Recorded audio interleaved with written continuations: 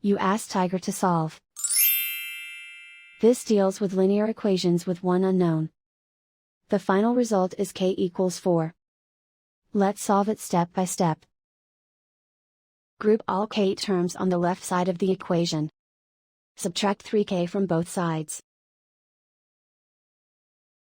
Group like terms. Simplify the arithmetic. Group like terms. Simplify the arithmetic. Group all constants on the right side of the equation. Subtract 19 from both sides.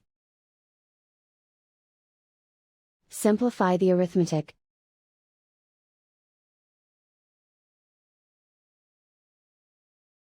Isolate the k. Divide both sides by -5.